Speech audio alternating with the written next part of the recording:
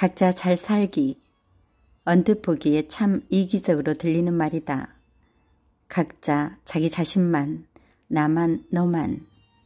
더불어 살아가야 하는 세상에 좀 이상한 말처럼 들릴 것이다. 그런데 사실 우리 모두가 각자 자기의 일을 충실히 하고 다른 사람에게 나를 맡기는 짐덩이가 되지 않는다면 누가 누구 때문에 힘들 일은 없지 않을까. 나의 삶을 모토는 각자 잘 살기이다. 각각의 개인이 잘 살게 되면 우리가 사는 사회는 정말 조화롭게 움직이게 될 것이다.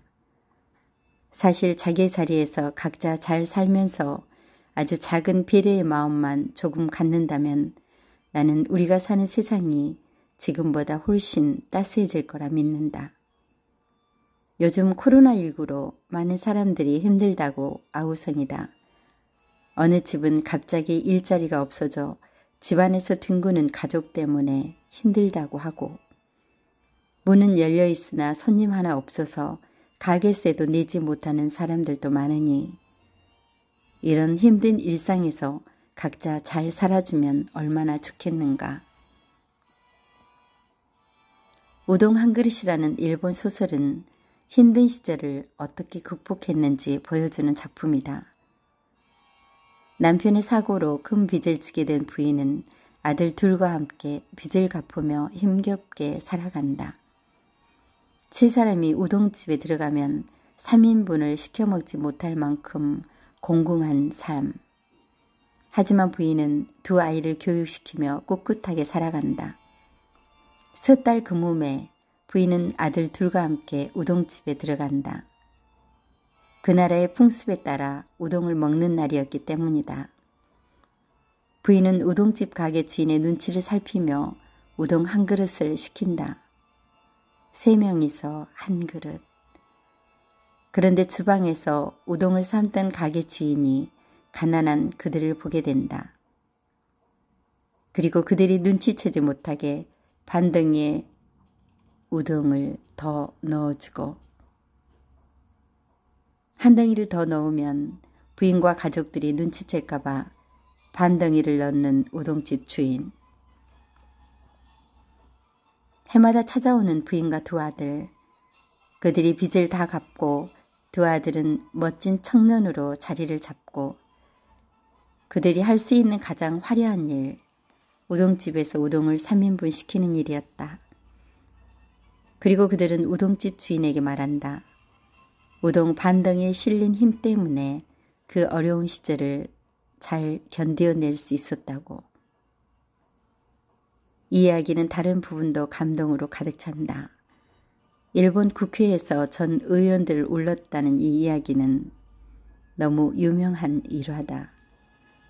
이야기의 진이야 어떻든 우린 그 이야기가 주는 느낌만 받으며 될 일이다.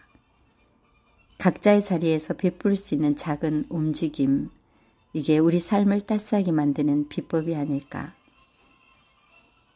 서커스란 작품에 나오는 나의 아버지는 어느 날 12살 이하의 아이들이 서커스를 보기 위해 서 있는 줄에 바로 뒷줄에 서 있었다.